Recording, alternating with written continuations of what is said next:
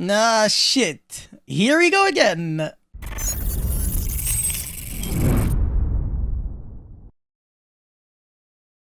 I usually hate these kind of debates because it's always a case of wondering, which came first, the egg or the chicken? Since there's practically no objective answer to this question, this video will try to cover as many arguments for and against the banning of a card against the other. So before this video starts, make sure you like and subscribe, check me out on Twitch and Instagram, and now let's jump right into it.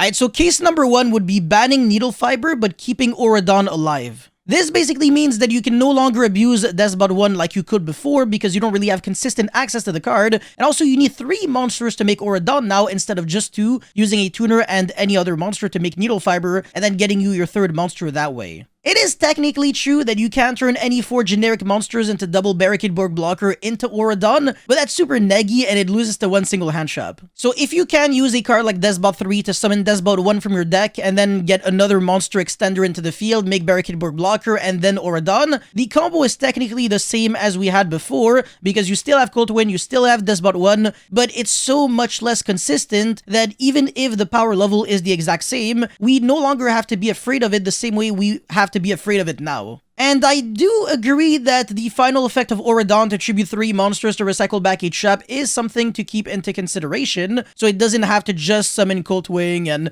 abuse Despot 1 and stuff like that. It's not just that. You really need Beatrice to be able to send a trap in order to recycle it back, otherwise Auroradon is never going to be doing anything super broken. And honestly, now that Imperial Order is banned, there's no like actual insta-win trap card that you can get access to in a combo deck without going like -10 like I said.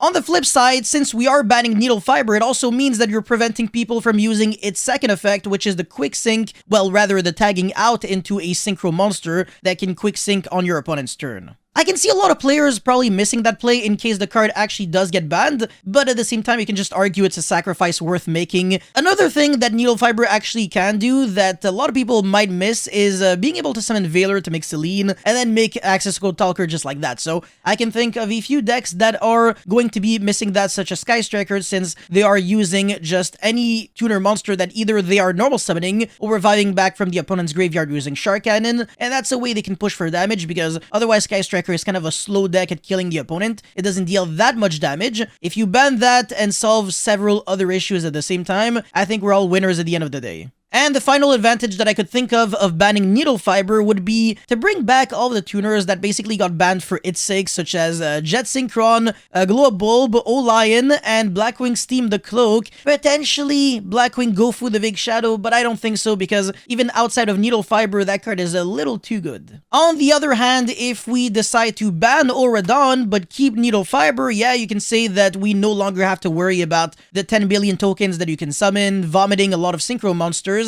However, you can still summon Red Rose Dragon off of Needlefiber, use it alongside, I don't know, a Brave token to make a level 7 monster, or with Griffin Rider to make Baroness, and then use the effect of the Red Rose in the graveyard, summon the Rocks Rose, and to Basil Red shoot whatever, and explode from there. So that might be a little too much if we decide to keep Needlefiber with the tuners that we currently have on top of that. And assuming that Verte gets banned and you need something, a way to pop your artifact side that was set off of Artifact Dagda, well, Needlefiber is actually a card that allows you to do that because you can tag out into TG Wonder Magician on your opponent's turn, pop your own scythe, and then you have a level 5 tuner and a level 5 non-tuner, and on your opponent's turn you can quick sync into Baroness, which is an extra negate on top of scything your opponent. So Needlefiber definitely is still incredibly good even without Auroradon. However, we cannot say the same for Auroradon. I think Auroradon is only a very good card when it has a lot of cards working for it, supporting it. So Auroradon without Despot 1, not the best. Auroradon without Needlefiber, too hard to get access to it. So I actually think that the correct move would be to ban Needlefiber and keep Auroradon in the game. So we try to minimize the amount of cards in the ban list, because